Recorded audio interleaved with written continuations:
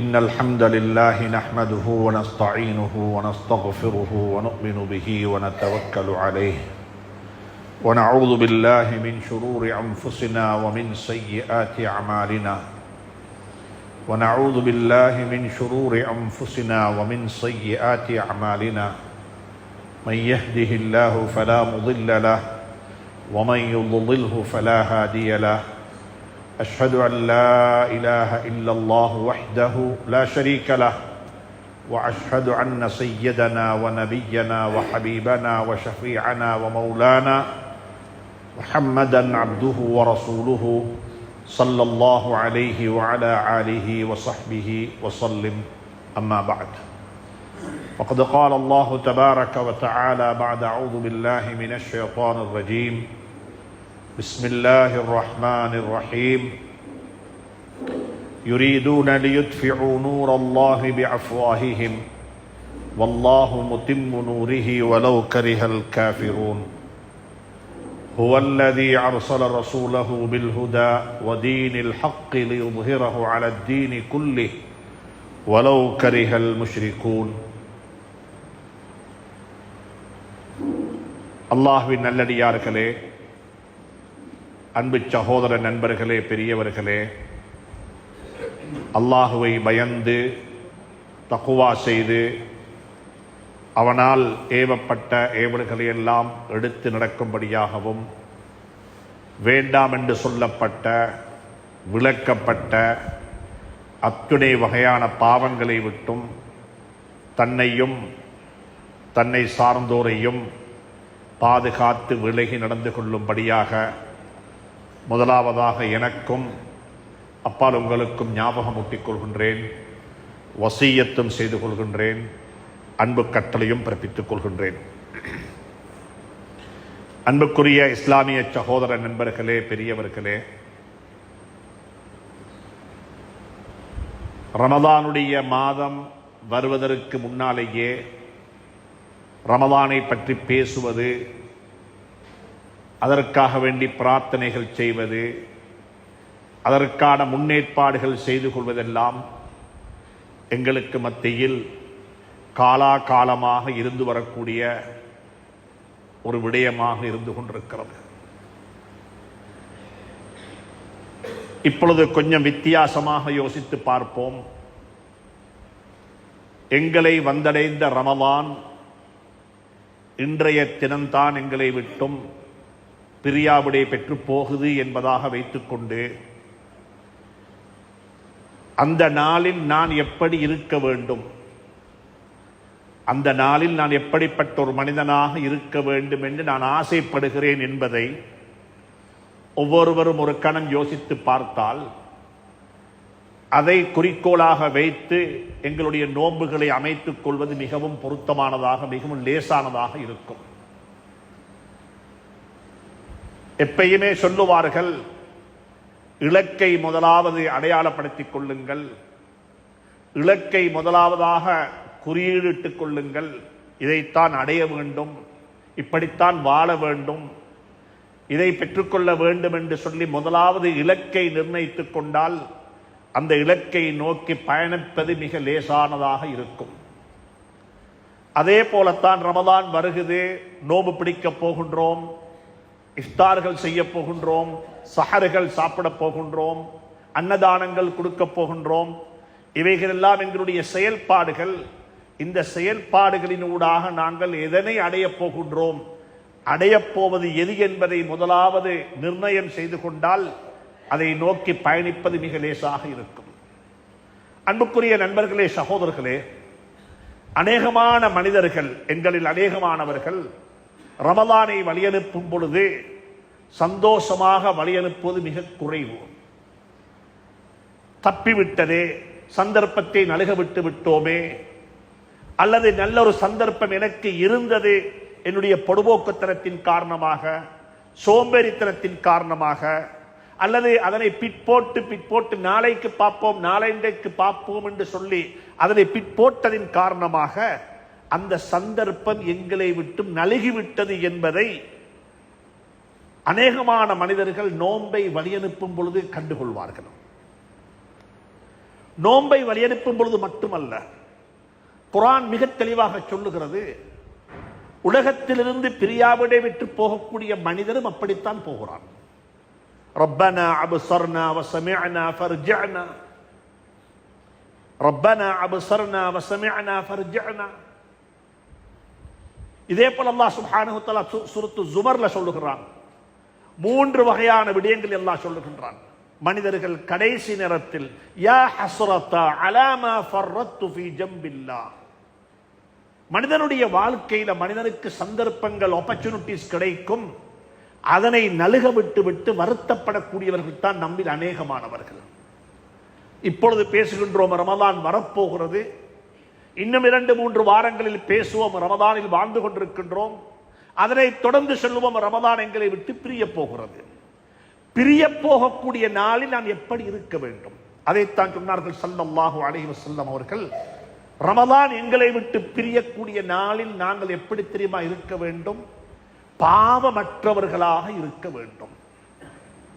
ரமலானை அடைந்தும் யாருடைய பாவங்கள் மன்னிக்கப்படவில்லையோ, யாருக்கு தௌபா நசீபாகவில்லையோ, யாருடைய பாவ மன்னிப்புக்காக வேண்டி அவர் கண்ணால் கண்ணீர் கொட்டி சிந்தி அல்லாஹ்விடத்தில் மன்றாடி அல்லாஹ்விடத்தில் ஒரு சத்திய பிரமாணம் செய்து இதற்கு பிறகு இந்த பாவத்தை நான் செய்ய மாட்டேன் என்ற ஒரு உணர்வு யாருக்கு வரவில்லையோ அப்படிப்பட்டவனுக்கு நாசம் உண்டாகட்டும் என்று சொல்லி ஸல்லல்லாஹு அலைஹி வஸல்லம் அவர்கள் ஆமீன் சொல்லவில்லை, அவர்களுக்கு ஆமீன் சொல்லும்படியாக சொல்லப்பட்டது.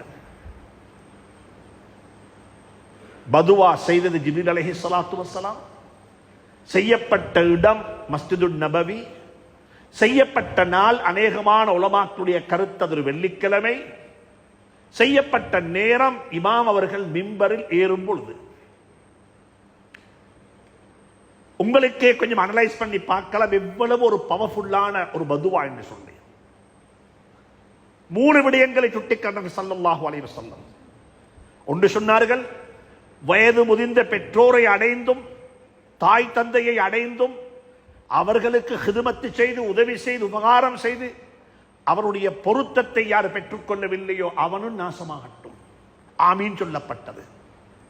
2வது, ரமதானை அடைந்தும் யாருக்கு அந்த பாக்கியம் கிடைக்கவில்லையோ அவரும் நாசமாகட்டும். 3வது சொல்லப்பட்டது, ஹஜ்ரத் ரசூலுல்லாஹி ஸல்லல்லாஹு அலைஹி வஸல்லம் திருநாமம் எந்த சபையில சொல்லப்படுகிறதோ பெயரை கேட்டதற்கு பிறகும் ஸலவாத்து சொல்லாதவர்கள். அன்புக்குரிய நண்பர்களே, சகோதரர்களே, ரமலானை நாங்கள் வழியனுப்பும் பொழுது பாவமற்றவர்களாக வழியனுப்ப வேண்டும். இதுதான் குறிக்கோள். நாங்கள் என்ன செய்ய வேண்டும்? பாவங்களுக்கு இப்பொழுதிருந்தே பாவத்தை களைவது எப்படி, பாவத்திலிருந்து விடுபட்டு வெளியே வருவது எப்படி? ஒவ்வொரு மனிதனும் யோசிக்க வேண்டும், என்னுடைய வாழ்க்கையில் என்னென்ன பாவங்கள் இருக்கிறது. ஒன்றை சொல்லித்தரம் கேட்டுக்கொள்ளுங்க. ரமலான் என்பது நன்மைகளை கூட்டுவதற்குரிய மாதம் என்பதை விடவும் பாவங்களை குறைப்பதற்கான மாதம். நன்மைகளை கூட்டுவதை விடவும் பாவங்களை இல்லாமலாக்கிக் கொள்வதற்கான மாதம். இந்த பாவங்களுக்கெல்லாம் தௌபா செய்ய வேண்டும். இந்த தவறுகளுக்கெல்லாம் அல்லாஹ்விடத்தில் மன்னிப்பு கேட்க வேண்டும். வட்டி வாங்கிக் கொண்டிருக்கிறேனா? வட்டியிலேயே வாழ்ந்து கொண்டு எப்படி இந்த தௌபா செய்ய போறோம்? வட்டி இருக்கிறது, வீடும் வட்டியில, வாகனமும் வட்டியில, தொழிலும் வட்டியில.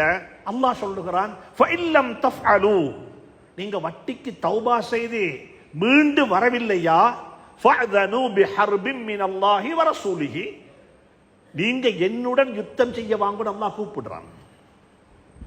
அல்லாஹ் சொல்லுகிறான், இறக்கமுடியவன், ரஹ்மான் ரஹீம், குல் துல்லாஹ அபிதுர் ரஹ்மான் ஐயம்மா ததுஉ ஃபலஹுல் அஸ்மாஉல் ஹுஸ்னா.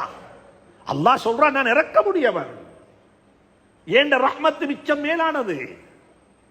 இன்ன ரஹ்மதி சபகத் கலபி, அர்ஷுடைய கதவில் அல்லாஹ் எழுதி வச்ச வார்த்தை தான். அர்ஷுடைய கதவில் அல்லாஹ் எழுதி வச்ச வார்த்தை தான். என்னுடைய அதாபை விடவும் என்னுடைய கருணை மிகைத்து விட்டது. சுப்ஹானல்லாஹ். வாழ்க்கை பூராக தவறு செய்துவிட்டு கடைசி கட்டத்தில் யா அல்லாஹ் மன்னித்துக்கொள், தௌபா செய்து விட்டேன், பாவங்களை விட்டு கலைந்து வெளியே வந்து விட்டேன் என்று ஒருவர் மனமுறந்து சொன்னால் அல்லாஹ் சுப்ஹானஹு வ தஆலா அவனை ஏற்றுக்கொள்கின்றான். அன்புக்குரிய நண்பர்களே, சகோதரர்களே, யோசிக்க வேண்டும். நாங்கள் யோசிக்க வேண்டும், எங்களுடைய வாழ்க்கையில இந்த பாவம் எப்படி இருக்கிறது? ஒவ்வொருத்தரும் யோசிங்க தனித்தனியா. வட்டி இப்படிப்பட்ட ஒரு பாவம். அனந்தர சொத்து எப்படி இருக்குது? நன்றாக புரிந்து கொள்ளுங்க. பேசப்படாத ஒரு தலையங்கம். ஒருவர் மௌத்தானா என்ன செய்ய வேண்டும்?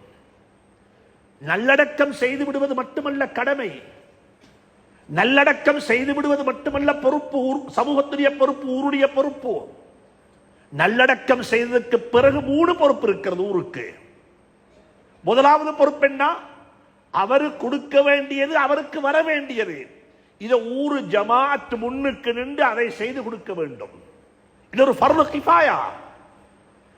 எங்களுக்குரிய வேலை ஜனாசாவை அடக்கி முடிப்பது மட்டுமல்ல, அடக்கம் செய்யப்பட்டவருடைய குடும்பத்தை நல்ல நிலையில் வாழ வைப்பது எங்களுடைய பொறுப்பு,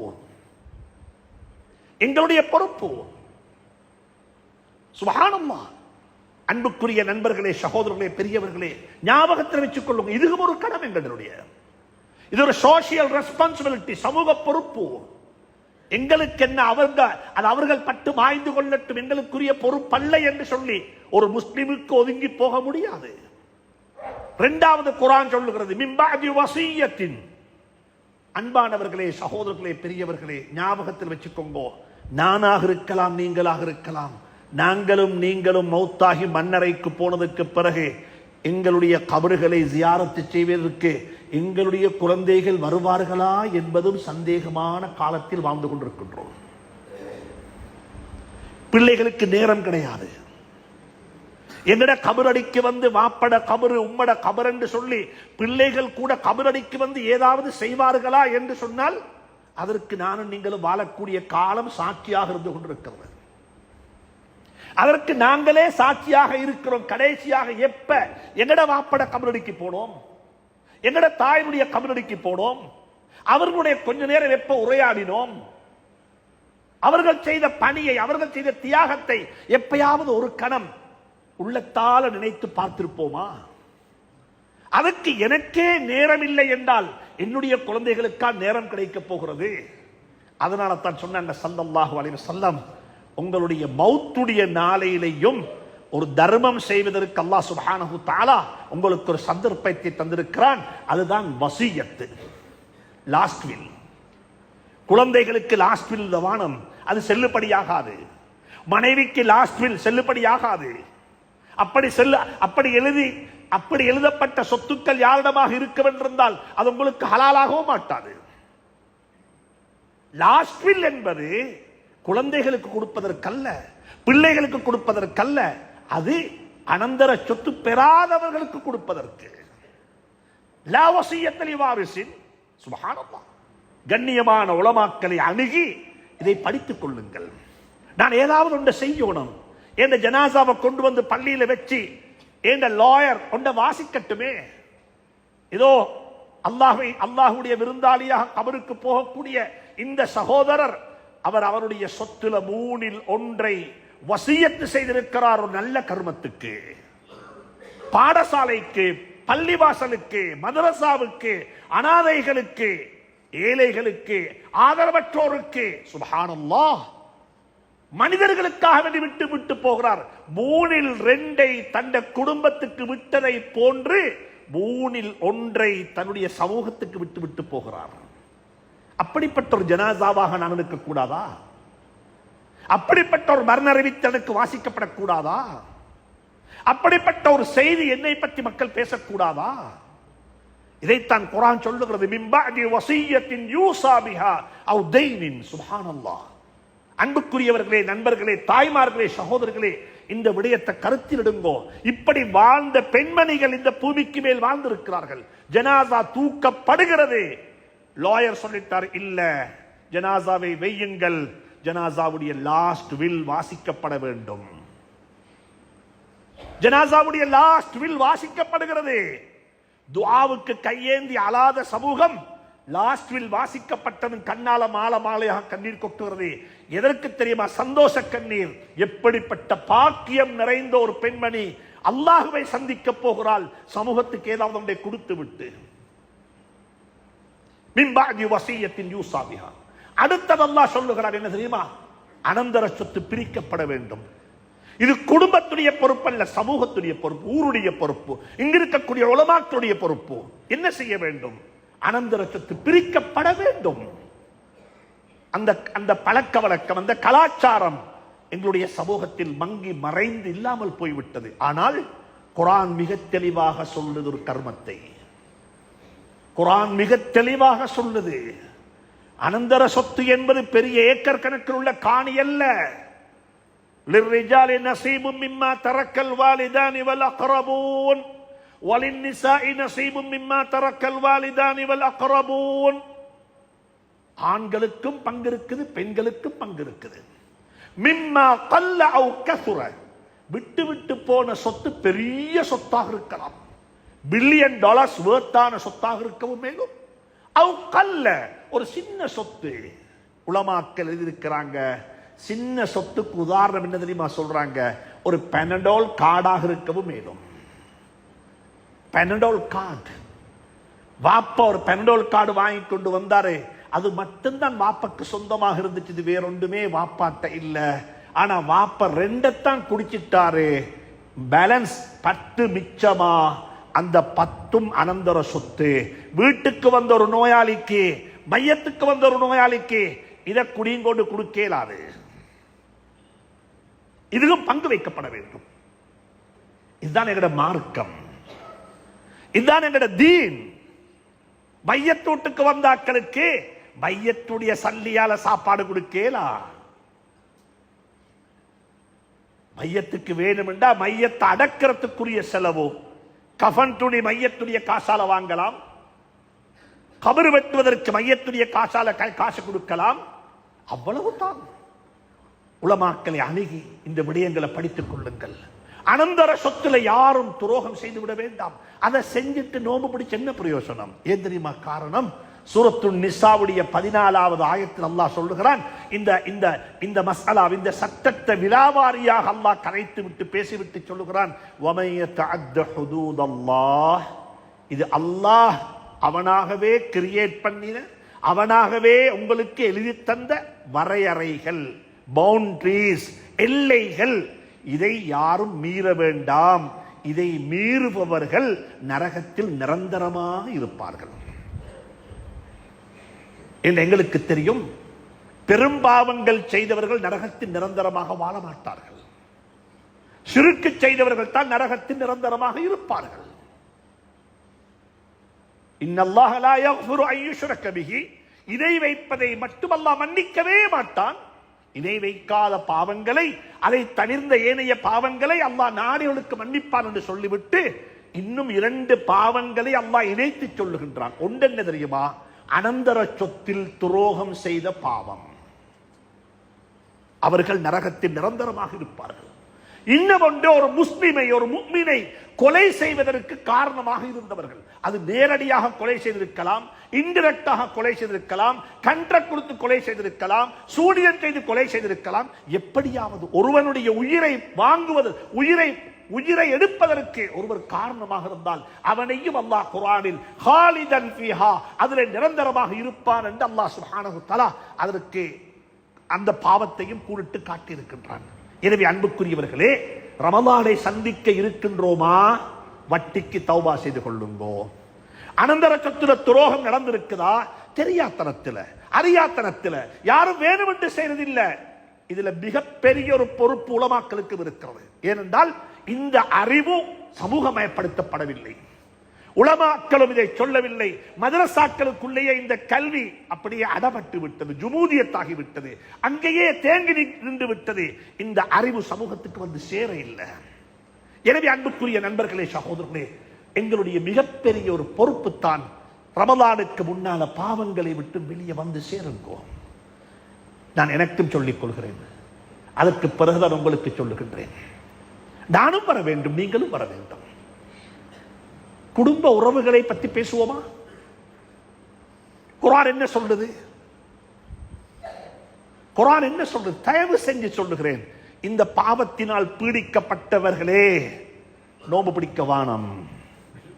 அந்த நோன்பு உங்களுக்கு எந்த லாபத்தையும் கொண்டு வந்து சேர்க்காது. கம் மின் ஸாயிமின் லைஸ மின் ஸியாமிஹி இல்லல் அத்ஸ வல் ஜூ. எத்தனையோ நோம்பாளிகள். நீங்க நோம்பா, ஓ நானும் நோம்பு, நீங்க நோம்பா நானும் நோம்பு, யாரை பார்த்தாலும் நோம்பு.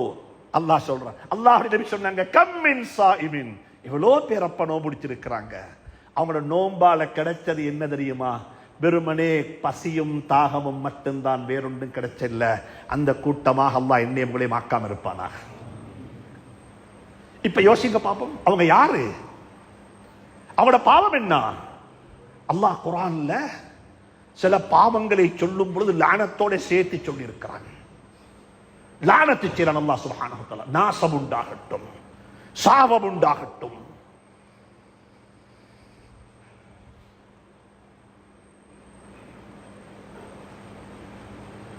அன்புக்குரியவர்களே,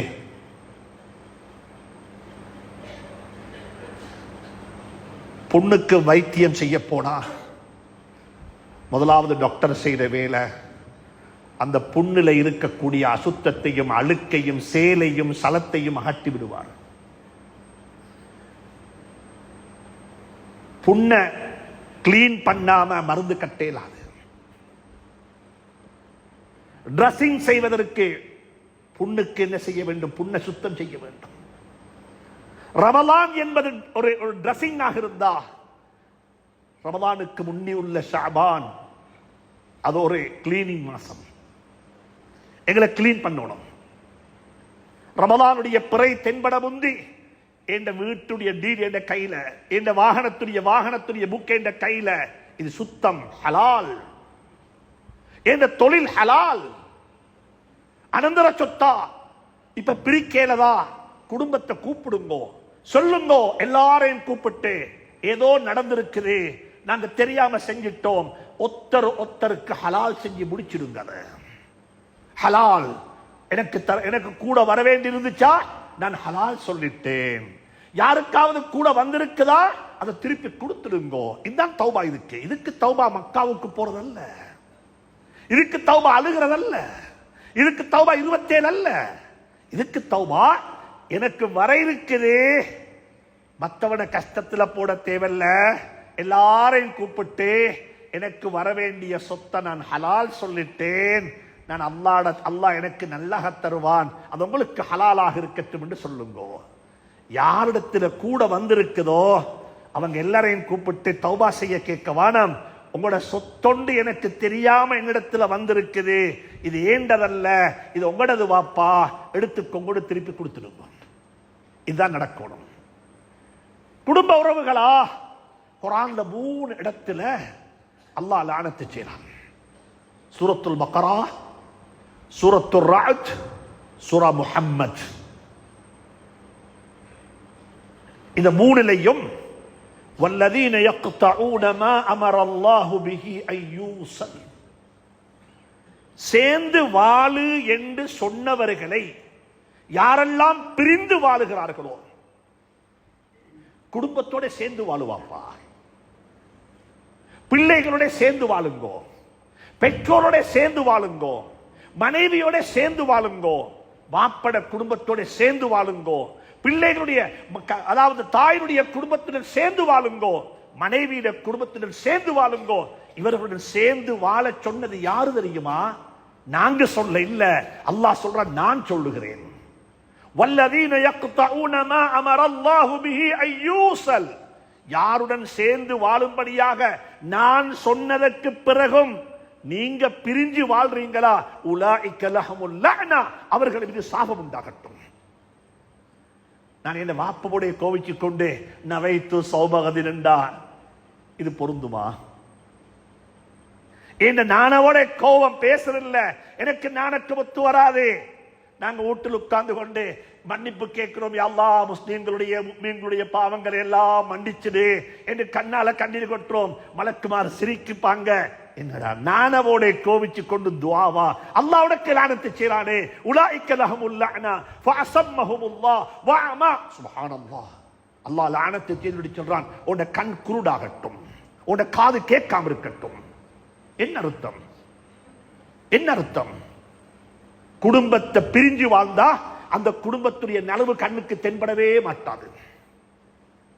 குடும்பத்தை பிரிஞ்சு வாழ்ந்தா அந்த குடும்பத்தை பற்றி பேசப்படக்கூடிய எந்த ஒரு நலவும் நல்லது காதுல கேட்காது. அல்லாஹ் சுப்ஹானஹு வ தஆலா குர்ஆனை படிங்கோ, குர்ஆனை படிங்கோ. மிக இரக்கமாக சொல்லுகின்றேன், மிக அன்பாக சொல்லுகின்றேன். சுருக்கம் என்ன தெரியுமா? குடும்பம் உறவை பேணிக் கொள்ளுங்கள், குடும்ப உறவை மதித்து நடவுங்கள். எந்த அளவுக்கு என்று சொன்னா, ஸல்லல்லாஹு அலைஹி வஸல்லம் அவர்கள் மரணப்படுக்கையில் இருக்கிறாங்க. ஒவ்வொரு சஹாபியையும் கூப்பிட்டு அவரவர்களுக்கு தேவையான தனித்தனி புத்திமதி சொன்னாங்க. அபூபக்கருக்கு சொல்ல வேண்டியது தனிய, உமருக்கு சொல்ல வேண்டியது தனிய. உமர் ரலியல்லாஹு தஆலா அன்ஹுக்கு சொன்ன புத்திமதி என்ன தெரியுமா? ஒரு புத்தி சொன்னாங்க.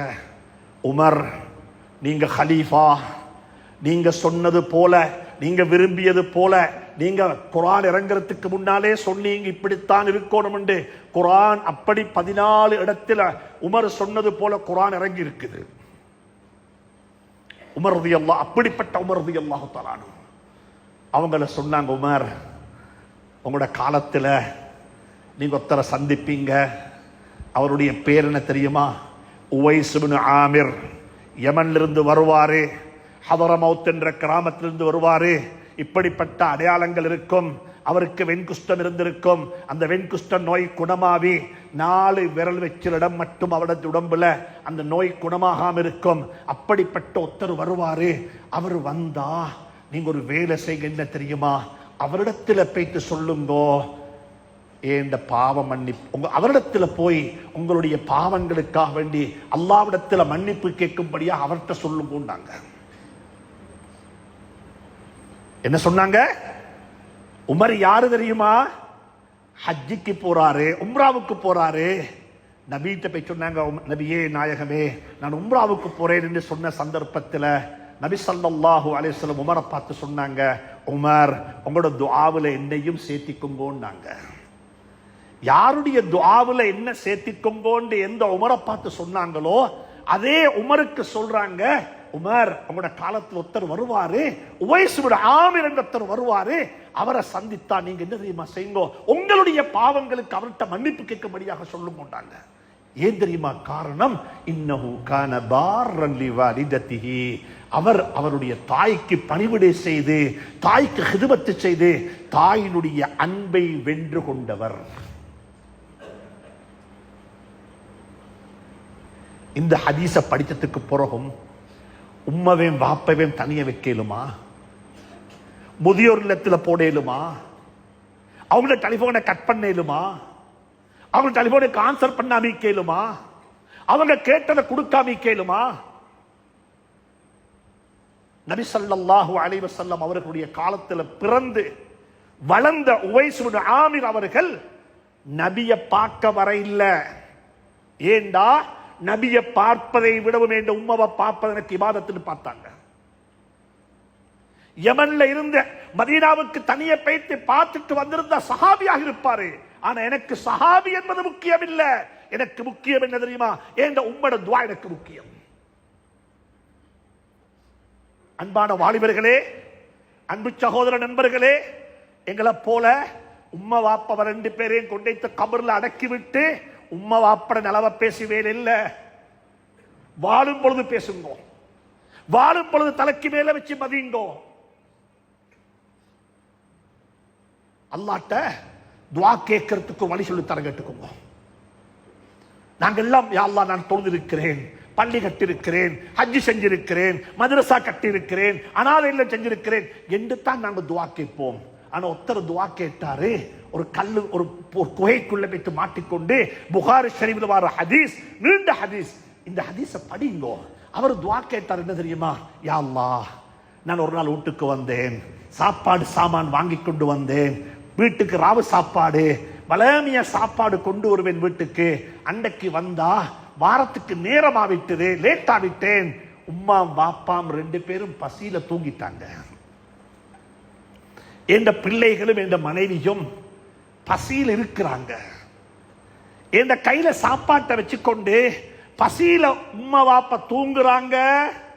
உம்மா பசியில உள்ள உம்மக்கும் வாப்பக்கும் முந்தி என்ற பிள்ளைகளுக்கு எனக்கு சாப்பாடு கொடுக்க என் மனசு இடம் கொடுக்க இல்லை. என் உம்மா வாப்பாவை எழுப்பாற்றத்துக்கு மனம் கொடுக்க இல்லை. என் உம்மா வாப்பட தூக்கம், ஆழ்ந்த தூக்கத்தில் இருக்கிறாங்க. எழுப்பி சாப்பாடு கொடுக்க விருப்பப்படவும் இல்லை. ஆனா என் உம்மா பாப்பா பசியில தூங்குறாங்க. அவங்களோட பசிய போக்குறதுக்கு முன்னால என் பிள்ளைகளுடைய பசிய போக்க நான் விரும்பவும் இல்லை. அதனால சாப்பாட்டை கையில வச்சு கொண்டு உம்மா பாப்பா விழிக்கும் வரைக்கும் பார்த்து கொண்டிருந்தேன். என் பிள்ளை இருந்து அழுது கொண்டிருந்துச்சு. அல்லாஹ், இந்த காட்சி உனக்கு தெரியும், நான் இதை செஞ்சது உனக்காக வேண்டிய அல்லாஹ், எனக்கு உதவி செய்யுது துவா கேட்டாரு. கல்லு பணிய வந்துச்சு, கல்லு பணிய வந்துச்சு. ஹஜ் செஞ்சுட்டு கேட்கிற துஆவை விடவும், தொழுதுட்டு கேட்கிற துஆவை விடவும், தாய்க்கும் தந்தைக்கும் ஹிதமத் செஞ்சு கேட்ட துஆ ஹதீஸ்ல பதிவு செய்யப்பட்டிருக்கிறது. அன்புக்குரிய நண்பர்களே, சகோதரர்களே, ரமலான் வந்து கொண்டிருக்கிறது. எனவே இந்த விடயத்தை கருத்திடுங்கோ. பாவம் இல்லாத நிலையில, குடும்ப உறவுகளை பேணிய நிலையில, சொந்தங்களை பேணிய நிலையில ஸல்லல்லாஹு அலைஹி வஸல்லம் அவர்கள் உமருக்கு இன்னும் ஒரு புத்தி சொன்னாங்க. உமர், இது உமருக்கல்ல, இது அம்ர் இப்னு ஆஸுக்கு சொன்ன புத்திமதி. அம்ர் இப்னு ஆஸை கூப்பிட்டாங்க. கூப்பிட்டு சொன்னாங்க, அம்ர் இப்னு ஆஸ், ஒரு காலம் வரும் நீங்க எகிப்துடைய கவர்னர் ஆகுவீங்க. உங்களோட கண்ட்ரோல்ல, உங்களோட தலைமைத்துவத்தின் கீழே எகிப்து வந்து சேரும். அங்க ஒரு ஊர் இருக்குது, அந்த ஊருடைய பேரே சொன்னாங்க, இந்த ஊர் தான் அந்த ஊருடைய பேரே சொன்னாங்க. அந்த ஊருக்கு போனா அந்த ஊர் மக்களோட ரொம்ப நிதானமாக நடந்து கொண்டாங்க. ரியாதுஸ் ஸாலிஹீன்ல ஹதீஸ் இருக்குது, இதை எடுத்து படிங்கோ. அந்த ஊருக்கு போனா அந்த ஊர்ல ரொம்ப இரக்கமா நடந்து கொண்டாங்க. அந்த ஊர் மக்களோட ரொம்ப இரக்கமா நடந்து கொங்கோ. அந்த ஊர் மக்களை கண்ணியப்படுத்துங்கோ, அந்த ஊர் மக்களை சங்கைப்படுத்துங்கோ. ஆனா பேய்த்திருக்கிறீங்க இஸ்லாத்தின் பக்கமாக மக்களை கூப்பிடுவதற்கு, அவங்க நன்முஸ்லிமாக இருக்க வேணும். அந்த மக்களோட நீங்க எப்படி நடந்து கொள்ளணும் என்றா இரக்கமா நடந்து கொள்ளணும். ஏன் தெரியுமா காரணம்? ஏண்ட உம்மா அந்த ஊரை சேர்ந்தவ, ஆமினா வல்ல, ஆமினா வல்ல. ஹஜ்ரத் இப்ராஹிம் அலைஹிஸ்ஸலாத்து வஸ்ஸலாமுடைய மனைவிமார்கள் ஒரு மனைவி அந்த ஊரை சேர்ந்தவங்க. 33வது பரம்பரையில பிறந்த புள்ள சொல்லுது, ஏண்ட உம்மா அந்த ஊரை சேர்ந்தவன்.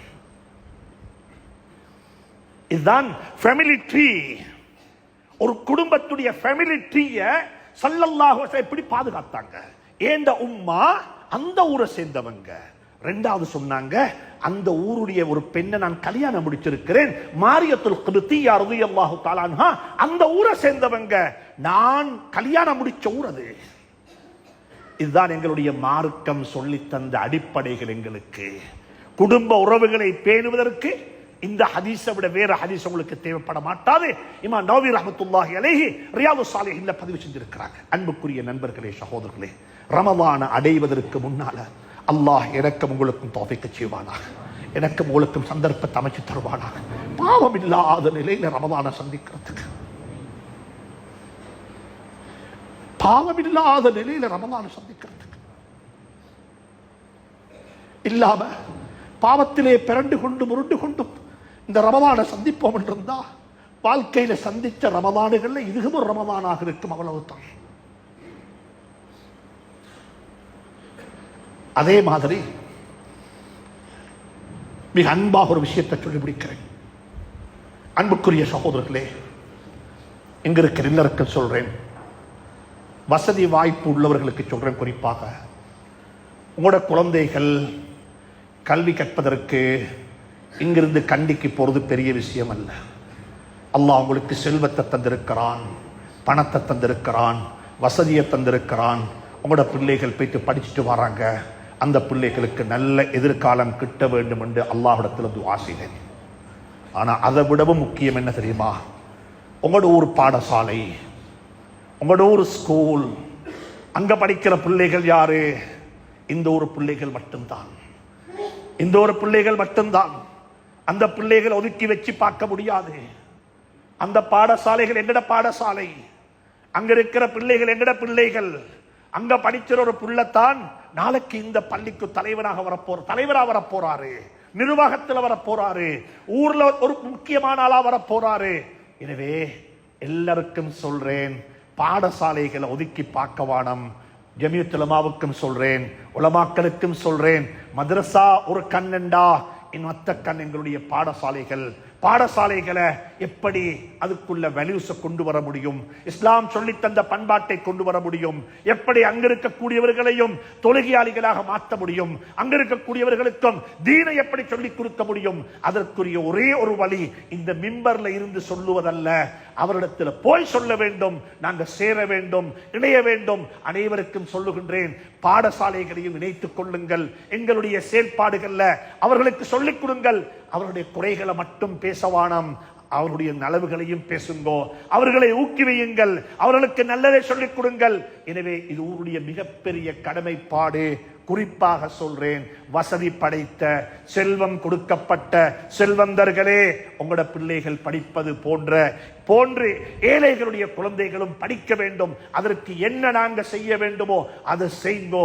அல்லாஹ் உங்களோட வாழ்க்கையை வரலாறாக மாற்றி விடுவான். அல்லாஹ் சுப்ஹானஹு தஆலா அப்படிப்பட்ட பாக்கியத்தை நம் அனைவருக்கும் தந்தருள்வானாக. நம் அனைவரையும் ஒன்றாக வாழ வைப்பானாக. யா அல்லாஹ், யா அல்லாஹ், நோன்பை வழி அனுப்பும் பொழுது